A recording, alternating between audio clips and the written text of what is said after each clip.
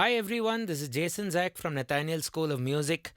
In this lesson, it's not a lesson, it's just a demonstration of a product and a few, you could say, tech innovations of this generation, so to speak. If you see my YouTube videos, I'm generally teaching you things, but we also do a lot of technology tutorials. For example, we've talked about the keyboards that you see in front of me. Everything I use, I've actually done sort of explainer videos of them. I have a CK88 on my left and I have an RD88 by Roland on the right. Uh, we did a CK88 versus RD88 video. You should check it out. But I'm here to show you a slightly different version of the keyboard that I think this is a one of its kind in the market. We don't have anything that is this sort of capable and this compact. And it has been sort of shown off by a lot of the great piano superstars and the keyboard legends out there, from Jordan Rudess to Jesus Molina to a lot of the others have made videos with unboxing this product. So this is what I ended up getting recently. It's called the Pocket Piano V2 Gen. So I initially ordered it long ago, but it's finally reached Indian shores and it's reached my studio. So I'm going to try it out literally with you right now. I don't know what the features are going to be. I don't know if I have no clue. So let's check it out together. And this is a Spanish company based in Barcelona. So if you're there, I'm sure it's very easy to pick up. For other people, especially people in the subcontinent, yes, you have to manage the customs and those sort of things. So be a bit careful there. But yeah, let's just look at what it is. So it's called Pocket Piano. And before that, let me. So in a normal given day, you have to carry this. This weighs a ton. It's quite a weight. Not a ton actually. It is manageable. But what I'm going to do is I'm just going to put this aside.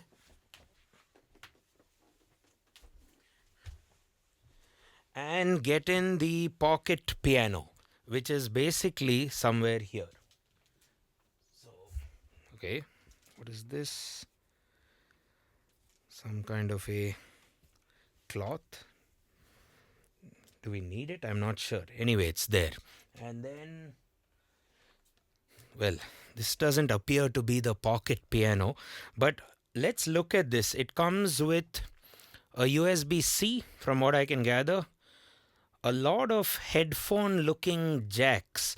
I don't think everything would be for headphones. So, for all you know, they'll all be jacks for different things. One would imagine, assuming the consistent problems of Bluetooth in our industry, where Bluetooth just is impossible to use with the annoying latency. So most likely one will be for MIDI. It'll be like a MIDI out kind of system. One will most likely be for a pedal. And I saw a pedal there, so I'm hoping that would also work. Or maybe the pedal works with Bluetooth. Let's see. And for all you know, since this is the power button, this should be the headphone. But does it have onboard sounds? I highly doubt it. Let's see. So this one comes on. So it seems to be charged. So this is not really a piano. Sound is not working. So what I'm going to try and do is connect it via the USB-C to my computer. And let's see what happens. I currently have a Mac, and let me pull out a USB-C cable from somewhere. Okay, this seems long enough. It also comes with a USB-C cable. So once you plug in the USB-C cable and put it on, and then hopefully bring in a piano sample.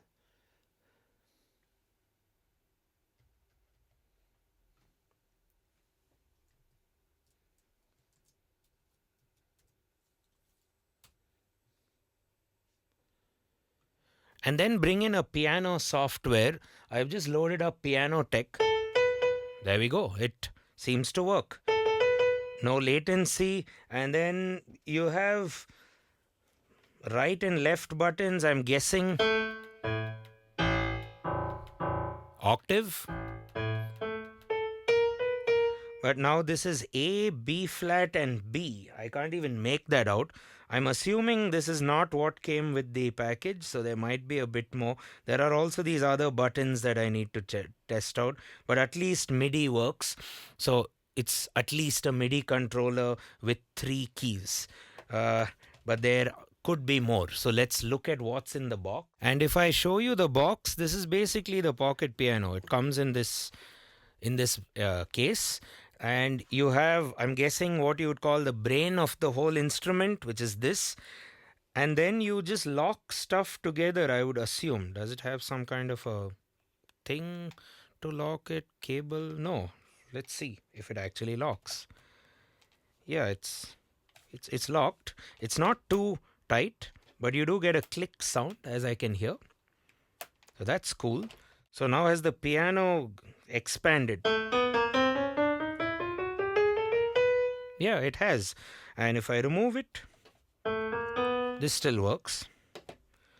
And so on. So I'm guessing you can just go from here. So this is the other piece. Works.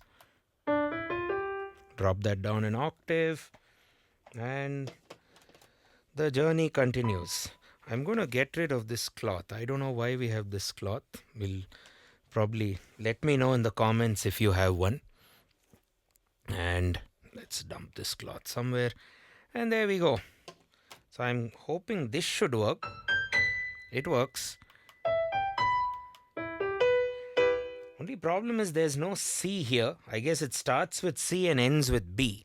So we've already covered a fair amount of keys. So I'm just going to arrange it and move forward. This process is now becoming very easy for me. I'm literally doing it for the first time. And it locks very well, but you have to be careful. It comes out as well. So see, this doesn't work anymore because it's not attached to the brain. And now it works. It works immediately.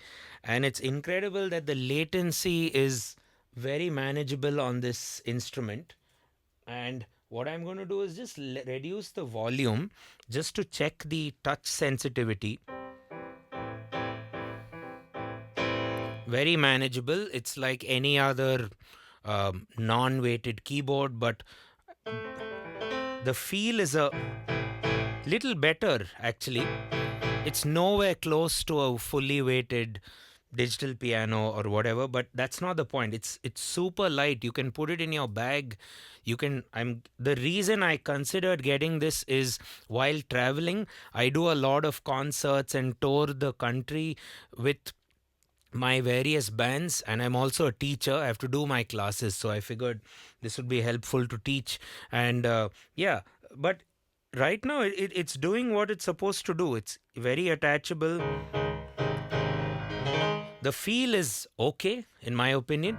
I think this will not be so great for doing grand piano based stuff. Classical music without so many dynamics will be tough, but I'm sure you can use it for synths in a rock band with some clavinets, electric pianos and so on. So the last piece. So this should add up to 88 keys, or if my math is right, 87 keys, right? Because you missed out one. Yeah, I guess so. Yeah. And then works. Kind of works, yeah. So now I'm interested in this because all piano players need a pedal. So the pedal comes on, seems to have a USB-C associated with it. And there we go. The headphone jack. The headphone jack would basically potentially connect the pedal to the keyboard, but I'm guessing Bluetooth should work. So let's see. Wow, that's really cool. Bluetooth out of the box. Works right there. So to be completely honest, the pedal doesn't feel... Nothing feels, industry grade or professional grade. It feels very plasticky, but the purpose of this instrument I don't think is in any case build quality. It's just meant to be compact, and it works very well for what it's supposed to do. It's not giving me any latency, which was my main fear. I'm pretty sure though there will be Bluetooth, and Bluetooth you should never trust. There'll be dropouts and there will be latency. And it fits in this really compact case, which I'm guessing you can put in a suitcase or just take with you on a flight. So this is Pocket Piano by Pocket Piano, I guess. That's the company name. And let me just try a few other samples just to show you that this is all coming from MIDI itself.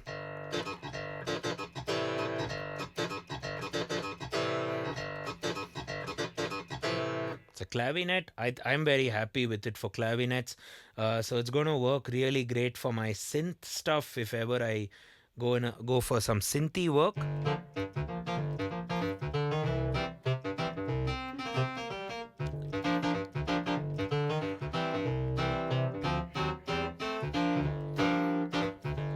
Slightly different in feel than a piano, but I think if I play this for another half an hour, I should get completely used to it.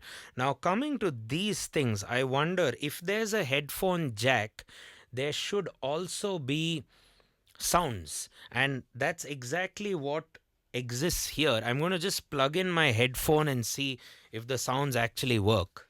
I'm just going to plug in my headphone and see if they actually work. I'm assuming I have to put the smaller pin.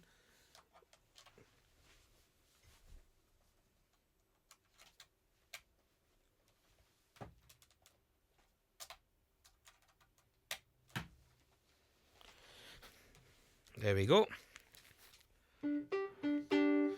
Nice. I can hear it, and yeah, we'll record some sound samples of this for you to also go through. But wow, this is really cool. Okay, I'm pressing my other pedal. Let me press the pocket piano pedal. Works like a charm. What does this do? So what's happening here with the second button is it's adding another dual layer like your usual keyboards. It's adding a pad. Yeah, different kinds of pads.